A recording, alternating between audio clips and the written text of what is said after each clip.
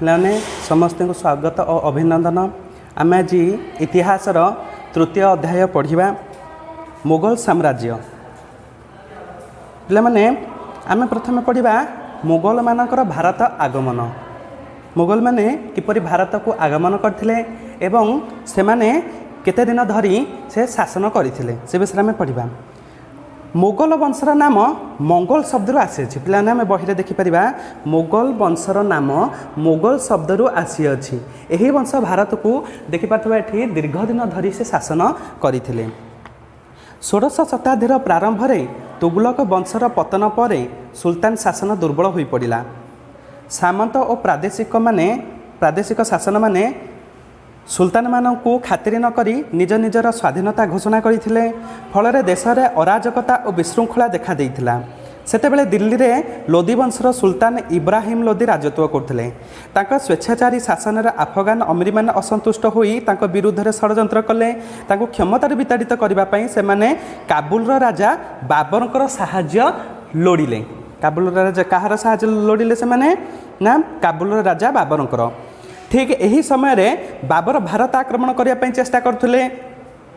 तेणु से अफगान अमीरकर अनुरोध रक्षा करी भारत आक्रमण करते।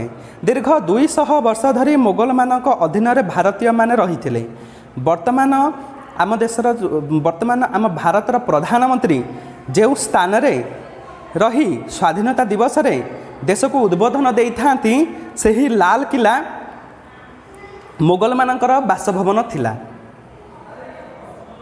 तो एठारे लिखी जो बाबर कहार ना अफगान अमीरी मानकर जो अनुरोध रक्षा करी भारत आक्रमण करथिले।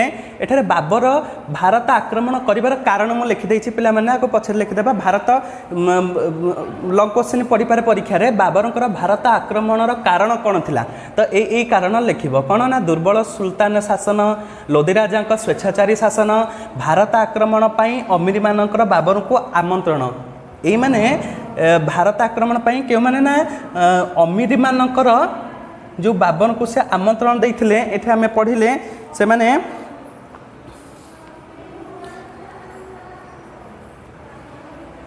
इब्राहिम लोदी जो स्वेच्छाचारी शासन अफगान अमीरी मैंने असंतुष्ट थिबारु से माने बाबर को आमंत्रण करथिले भारत आक्रमण करने। आउ बाबर मन मध्य थिला तांकर इच्छा थिला भारत को आक्रमण करने से सेथिपई से सुजोग खोजुथिले। आउ एमानकर निमंत्रण क्रमे से भारत को आक्रमण करथिले। आउ दीर्घ दिन धरी भारत को शासन करथिले। प्रथम आम से बाबर विषय पढ़ा। पिलाने बहिरा आम बाबर चित्र आम एठी देखि पारथुबा। बाबर तैमुरलंक वंशधर थिले। परीक्षा आसिब बाबर कहार वंशधर थिले? तैमुरलंक वंशधर थिले।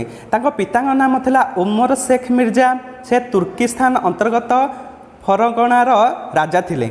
बाबर जने साहसी वीर थिले और सैन्य चालन में तांकर विशेष दक्षता थिला। से काबुल और कांदाहार जय करथिले। तापरे से भारत आक्रमण कले। 1526 ख्रीष्टाब्द पानीपथ नामक स्थान में बाबर और इब्राहिम लोदी मध्य तुमुल युद्ध होता। यह प्रथम पानीपथ युद्ध नाम नामित। तेबे पहला प्रश्न ये आसब प्रथम पानीपथ युद्ध केबे और कहा कहा मध्य होता। तो प्रथम पानीपथ युद्ध 1526 ख्रीष्टाब्द पानीपथ नामक स्थान में बाबर और इब्राहिम लोदी मध्य जो युद्ध होता ताहाकू प्रथम पानीपथ युद्ध कहुए। बाबर यही युद्ध में विजय लाभ कलापर दिल्ली और आग्रा अधिकार कर भारत में विशाल मुगल साम्राज्यर मूलभित्ति स्थापन करते। बाबर 1527 ख्रीष्टाब्द राणा सांग को खानुआ ठारे परास्त करते जहाँ खानुआ युद्ध नाम परिचित। यापर से मेदिनी राव विरोध में 1528 ख्रीष्टाब्द युद्ध करी चंदेरी दुर्ग अधिकार करते।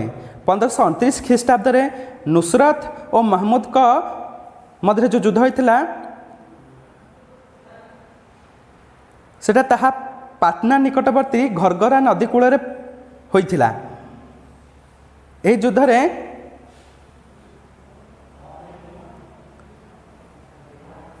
तांकू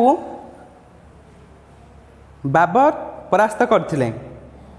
यह युद्ध घरगरा युद्ध नाम परिचित। यह युद्ध बाबर शेष युद्ध थिला।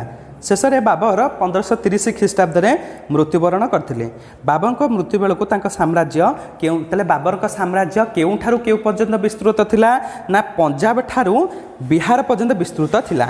बाबर केवल एक योद्धा नथिले बरं से जड़े सुसाहित्यिक मध्य थिले। तुर्की भाषा से जो आत्मजीवनी रचना करथिले ताहा बाबर नाम परिचित बा से बाबर नाम प्रसिद्ध। तेले ये जो पानीपथ युद्ध होता पिला मन रख प्रथम पानीपत युद्ध 1526 ख्रीष्टाब्दे पानीपथ नामक स्थान में होता। ये पानीपथ केउठार अवस्थित ना दिल्ली ठारू जो कुरुक्षेत्र आड़ को जावा बेले पंजाब जो पंजाब कुरुक्षेत्र से स्थान एक पानीपथ नामक गोटे स्थान रही से युद्ध होता। गला बाबर विषय आम जानले। बर्तमान बाबर ताले केते केते शासन करते ना 1526 ख्रीष्टाब्द रु 1530 ख्रीष्टाब्द। तापर बाबर बर्तमान आम हुमायून विषय पढ़ा। तो हुमायून 1530 ख्रीष्टाब्द रु 1540 ख्रीष्टाब्द पर्यंत शासन करते। बाबर मृत्यु पर ज्येष्ठ पुत्र हुमायून। ताले बाबर ज्येष्ठ पुत्र होउछन्ती हुमायून। मन रखिबा बाबर ज्येष्ठ पुत्र होउछन्ती हुमायून। से हुमायून 1530 ख्रीष्टाब्द सिंहासन आरोहण करथिले। किंतु मोगल साम्राज्यर भित्तिभूमि सुदृढ़ नथिबा हेतु एहार सुरक्षा सकाशे हुमायून को संघर्ष करने को पड़िथिला। हुमायून राज्य शासन आरंभ में अफगान माने पुणी दिल्ली उपर आखि पकाइले। एही समय हुमायून भाई माने सिंहासन लाभ पाई चक्रांत करथिले। केतेक संभ्रांत और उच्चपदस्थ कर्मचारी मध्य हुमायून विरुद्ध में चक्रांत करथिले। नुआ करी गढ़ा जाइतिबा सेनाबाहिनी मध्य सेते सुदृढ़ नथिला। एही परि भाव में सबुआडु विपद माड़ी आसिला। निजर साहस और दक्षता अभाव हुमायून एही परिस्थितिर मुकाबिला करि पारिले नाही। परिणाम निजर राज्य हरैबाकू पड़िथिला। तेबे हुमायून से समय रे एटा देखिबा शेर शाह सूरी तांको सहित तांकर युद्ध होइथिला। एही सब कारण जोगु हुमायून परास्त होइथिले। को कारण सकाशु एठी वर्तमान मैंने पढ़िली जे तांकर कोन ना साहस और दक्षता अभाव अन्य पारिपार्श्विक अवस्था हेतु से सबूर मुकाबला न करि पारि फल राज्य हरैबाकू पड़ता। बर्तमान आम शेर शाह सूरी विषय पढ़ा जी कि केवल ये शेर शाह सूरी जड़े एकमात्र अफगान शासक थिले जे कि मुगल मानकर शासन समय बलपूर्वक निजर हुमायून सहित युद्ध करी निजर बल प्रदर्शन करी से माने शेर शाह सूरी भारत को निज अधीन रखिथिले एवं शासन करथिले। हुमायून बहादुर शाह को परास्त करी गुजरात मालव अधिकार करथिले। पश्चिम में बहादुर शाह भली पूर्व शेर खां पराक्रमी अफगान विद्रोह मध्य अन्यतम थिले। सिंहासन आरोहण पर हुमायून शेर खां विरुद्ध में युद्ध यात्रा करथिले और शेर खां आत्मसमर्पण करथिले। पर जेतेबेले हुमायून बहादुर शाह सहित युद्धरत थिले शेर खां पुणी बंग आक्रमण करथिले। एही समय रे बंगर राजा सुल्तान महमूद शाह बहुत अर्थ दे शेर खां सहित संधि करबा पई बाध्य हेले। फल शेर खां प्रभाव समग्र बिहार और बंगल रे प्रतिष्ठित हैला। 1537 ख्रीष्टाब्द हुमायून गुजरात फेरी शेर खां विरुद्ध में युद्ध करी चुनार दुर्ग अधिकार करथिले। एहा परे से बंग यात्रा करी गौड़ अधिकार कले। शेर खां नारा बनारस और जौनपुर अधिकार करिनेले। कोसी और गंगा नदीर मध्यवर्ती अंचल शेर खां अधीन को आसिला। यह शुणी हुमायून आग्रा अभिमुखे यात्रा करने बेले शेर खां पथ अवरोध करथिले। चौसा ठारे 1539 ख्रीष्टाब्द परस्पर मध्य युद्ध है। क्या मध्य शेर खां आउ हुमायून मध्य केबे ना 1539 ख्रीष्टाब्द केउठारे ना चौसा ठारे। यही युद्ध में हुमायून परास्त हेले। फल जीवन रक्षा पई आग्रा को फेरीगले। 1540 ख्रीष्टाब्द कनौज ठारे हुमायून शेर शाह सह युद्ध में परास्त होई दिल्ली सिंहासन हराइथिले। से परिवार सह पंजाब और पर पारस्य जोटा वर्तमान ईरान को पलायन कले। 1540 ख्रीष्टाब्द 1555 ख्रीष्टाब्द पर्यंत शेर शाह भारत में शासन करथिले। शेर शाह मृत्यु पर हुमायून निज राज्य फेरी पाइबा पई चेष्टा कले। से पारस्य जोटा कि वर्तमान ईरान तांको राजा साहाय्य रे काबुल कांदाहार अधिकार करथिले। 1555 ख्रीष्टाब्द पंजाब जय कर दिल्ली और आग्रा अधिकार कले।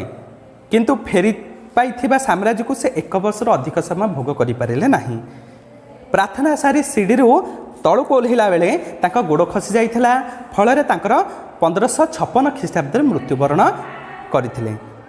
ପିଲାମାନେ ଏଇ ଯେଉଁ ହୁମାୟୁନଙ୍କ ବିଷୟରେ ଆମେ ପଢ଼ିଲେ, ତ ଏଇ ହୁମାୟୁନ ଶବ୍ଦର ଅର୍ଥ ଆମେ ଜାଣି ରଖିବା କ'ଣ ନା ଭାଗ୍ୟହୀନ। ପ୍ରକୃତରେ ତାଙ୍କ ନାଁ ତାଙ୍କ ନିଜର ଯେଉଁ ଆତ୍ମଜୀବନୀ ଯେଉଁ ରହିଛି, ତାଙ୍କର ଯେଉଁ ଜୀବନ ସଂଘର୍ଷ ରହିଛି ପୁରା ଯଥାର୍ଥ କରୁଛି ଯେ ସେ କିଭଳି ଭାବରେ ନିଜର ରାଜ୍ୟ ହରାଇଥିଲେ ଏବଂ ବାରମ୍ବାର ବାହ୍ୟ ଶତ୍ରୁଙ୍କ ସହିତ ଯୁଦ୍ଧ କରିଥିଲେ, ଫଳରେ ତାଙ୍କୁ ତାଙ୍କ ପରିବାର ସହିତ ତାଙ୍କ ରାଜ୍ୟ ଛାଡ଼ିକି ଅନ୍ୟତ୍ର ଯିବାକୁ ପଡ଼ିଥିଲା ଏବଂ ଶେଷରେ ସେ ମୃତ୍ୟୁବରଣ କରିଥିଲେ। ଆଜି ପାଇଁ ବର୍ତ୍ତମାନ ଏତିକି ଆମେ ପଢ଼ିବା। ପରବର୍ତ୍ତୀ କାଳାଂଶରେ ଆମେ ମୋଗଲ ସାମ୍ରାଜ୍ୟର ବିସ୍ତାର ବିଷୟ ଜାଣିବା। ପିଲାମାନେ କେବଳ ଏଇ ଦେଖି ରଖ, ଏଇଠାରେ ବାବର, ହୁମାୟୁନ ପୁଣି ପରବର୍ତ୍ତୀ ସମୟରେ ହୁମାୟୁନ 1555-1556 ଶାସନ କରିଥିଲେ ଏବଂ 1556 ଖ୍ରୀଷ୍ଟାବ୍ଦରେ ମୃତ୍ୟୁବରଣ କରିଥିଲେ। ତାପରେ ପୁଣି ଆକବର, ତାଙ୍କର ପୁଅ ଶାହଜାହାନ, ତାଙ୍କର ପୁଅ ଔରଙ୍ଗଜେବ ଏଇଭଳି ଭାବରେ ମୋଗଲ ଶାସନ କରିଥିଲେ, ମୋଗଲମାନେ ଶାସନ କରିଥିଲେ। ଆମେ ଏଇ ହୁମାୟୁନଙ୍କ ପର୍ଯ୍ୟନ୍ତ ପଢ଼ିଲେ। ପରବର୍ତ୍ତୀ ସମୟରେ ମୋଗଲ ସାମ୍ରାଜ୍ୟର ବିସ୍ତାର ବିଷୟରେ ଆମେ ପରବର୍ତ୍ତୀ କାଳାଂଶରେ ପଢ଼ିବା।